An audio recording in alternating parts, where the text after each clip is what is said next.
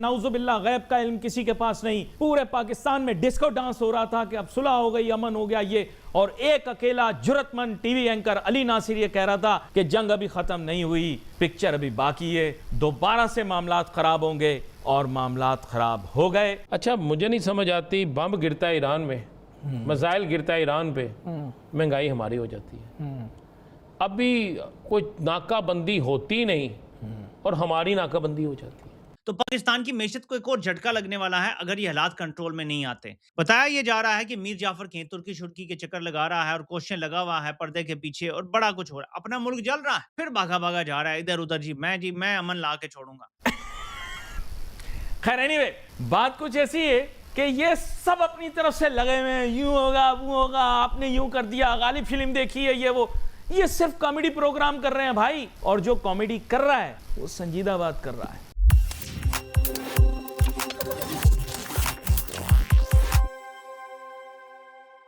नमस्कार दोस्तों, ताजा खबर के एक और नए वीडियो पर आप सभी का दिल से स्वागत है। दोस्तों, महंगाई और कर्जे ने पाकिस्तान की क्या हाल कर दी है, जानिए पाकिस्तान मीडिया की जुबानी। अगर वीडियो पसंद आए तो लाइक करें, शेयर करें और अपनी राय कमेंट में जरूर बताएं। और ऐसी ही दिलचस्प खबरों के लिए हमारे चैनल को सब्सक्राइब करना बिल्कुल ना भूलें। फिर मिलेंगे अगले वीडियो में, तब तक के लिए धन्यवाद। जय हिंद, जय भारत। अच्छा, मुझे नहीं समझ आती, बम गिरता है ईरान में, मिसाइल गिरता है ईरान पे, महंगाई हमारी हो जाती है। अभी कोई नाकाबंदी होती नहीं और हमारी नाकाबंदी हो जाती है। भाई, जब तेल सस्ता हुआ तो उस वक्त तक किसी वजीर ने, किसी मशीर ने, किसी ओगरा ने, किसी ठोकरा ने, किसी ने आके ये नहीं कहा कि जनाब आज तेल सस्ता हो गया है तो इस जुमे कीमत कम कर दी। उन्होंने कहा वक्त लगता है, वक्त लगता है। तो ये बढ़ाते हुए वक्त नहीं लगता सर, महंगा तेल जल्दी पहुंचता है। मैं कह रहा हूँ पहुंचा कि ये तो साढ़े बम छुड़ दें और चेक करें कहीं बम हम पे तो नहीं गिरता।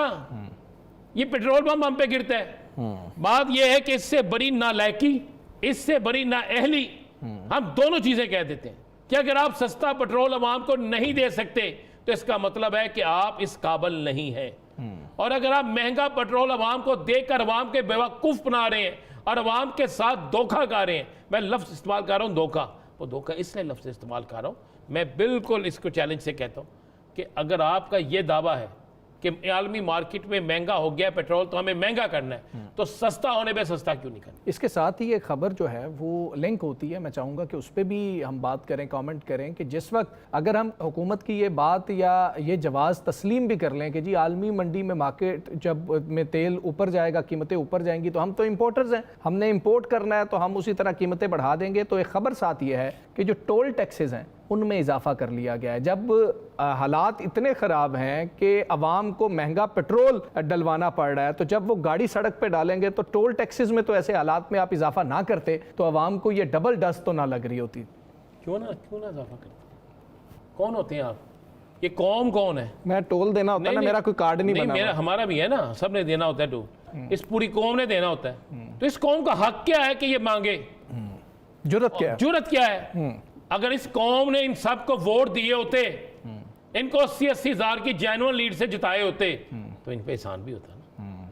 और भाई क्यों आप लोगों ने इनको वोट जो है नहीं दिए थे जिस तरह वो चाहते? ये आप राह फरार दे रहे हैं उनको। नहीं दे रहे है भाई। बात ये है कि इस कौम ने ये तवक्को लगा, भाई ना तवक्को लगाएं कि आपका टोल टैक्स कम होगा, मत तवक्को लगाएं। मत तवक्को लगाएं कि आपके पेट्रोल की कीमतें इंतहाई कम होंगी। मत तवक्को लगाएं कि आपको सब्जी सस्ती मिलेगी। मत तवक्को लगाएं। ये तो बड़ी आजिज़ी दिखा गई ना तारड़ साहब, इनकी मेहरबानी। इन्होंने तो अभी ये जिक्र ही नहीं किया कि गंदम कितनी महंगी हो गई है। सर आटा कराची में सबसे ज्यादा महंगा। सबसे, मैं कह रहा हूँ कौन सी जगह पे सस्ता है? वो देहात जहां पे कभी सोचा भी नहीं था कि आटा महंगा हो सकता है, उन देहातों में भी आटा महंगा है। एक साल में 20 किलो का थैला 1000 से ज्यादा महंगा हुआ है, लेकिन हुकूमत के खाते में नहीं। वो कह रहे हैं सब अच्छा है। अभी आप किसी वजीर की, किसी मशीर की आप गुफ्तगू सुन लें। मैं देख रहा था आज इस्लामाबाद में एक बड़ा कन्वेंशन हो रहा था साकिब साहब के शहर में, खवातीन के हकूक पर एक इंटरनेशनल हो रहा था। और दूसरी तरफ मेरे पास एक फुटेज आई बेनज़ीर इनकम स्पोर्ट्स प्रोग्राम की, उसमें औरतें बेचारी धक्के लग रहे हैं उन्हें, और हमने फ़कीर बनाया हुआ है ना जो कौम को, बजाय कि उन्हें को कारोबार के लिए पैसे दें, हमने उन्हें लाइनों में लग के अपनी शक्ल दिखाकर, अपनी चुदराहट दिखाकर अपना वोट पक्का करने के लिए ये काम शुरू किया हुआ है। पहले हम उसी भी आ जाते थे पेट्रोल पे, भाई पेट्रोल की कीमतें बढ़ी, हमने बढ़ा दी, कम हुई, हमारे मुल्क में नहीं हुई। इसलिए नहीं हुई कि हमें पता है कि हमने इन पे जो चाहेंगे इस पे इन पे मुसल्लत कर देंगे, इन्होंने बर्दाश्त कर लेना है और हम बर्दाश्त कर ऑप्शन ही कोई नहीं है। ऑप्शन ही कोई नहीं है ना हमारे पास। जरा मैं आपको आज बताता हूँ शहबाज शरीफ सरकार की हालात, ठीक, कि इन्होंने पाकिस्तान पर जो बैरूनी कर्जा है, आपको पता है कितने अरब रुपए हो गया? 82,000 अरब रुपया पाकिस्तान पर बैरूनी कर्जा हो गया।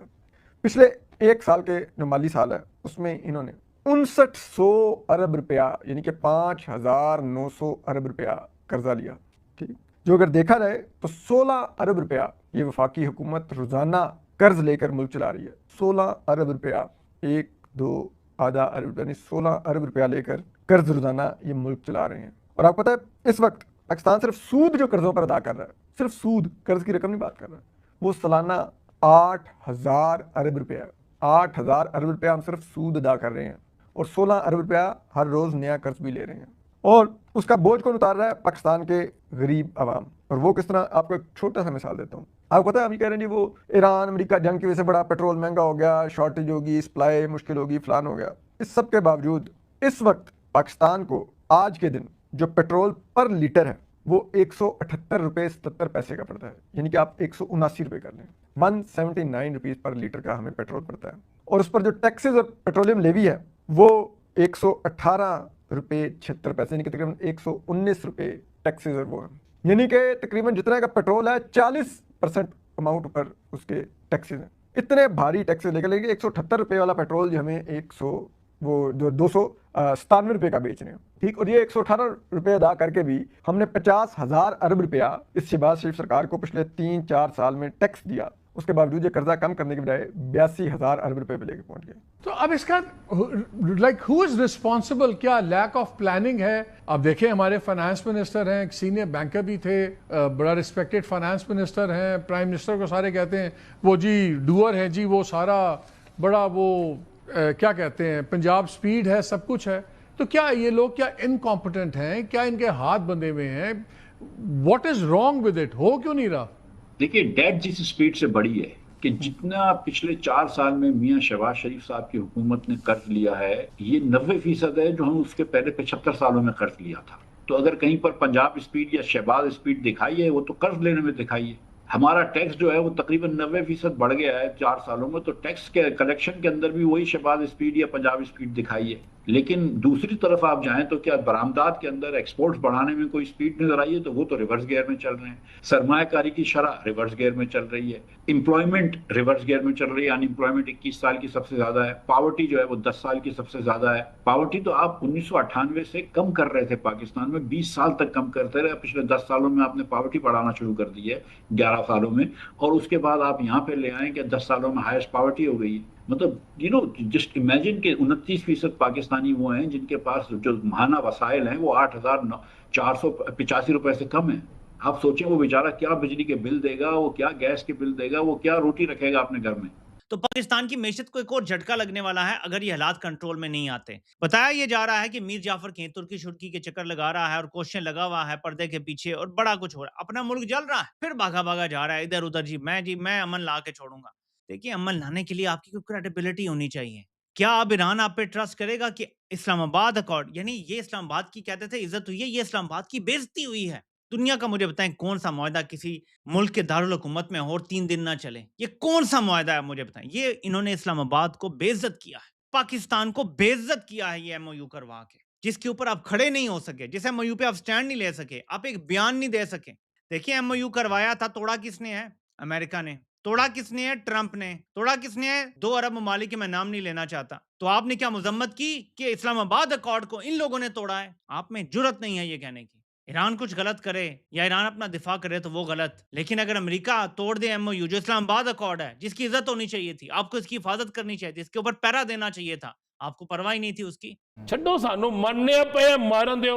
अभी आपने एक बात की थी, फिर साकिब साहब ने करना है, आपने कहा था जनाब वो सुना डेली की बुनियाद पे, पता क्यों कर रहे हैं डेली की बुनियाद पे पेट्रोल का? सुना है कोई प्रोग्राम बन रहा है, वो कोई नया तरीका हफ्ते बाद जैसे इन्होंने मारने पे हैं तो फिर भी नहीं मरते पे, इन्होंने रोजाना मारो ताकि रोजाना मारो, इन्होंने इन्ना मारो कि मारी जान मुक्की जान। सब पता है हमें, सब पता है मीठा मीठा हप हप, कड़वा कड़वा थू थू। कर्जा तब तक ले लो जब तक खुद को मिल रहा है, जब दूसरे को देना हो तो बोलो भाई मैं तो आपको नहीं जानता। खत्म, bye bye, tata, good bye, गया।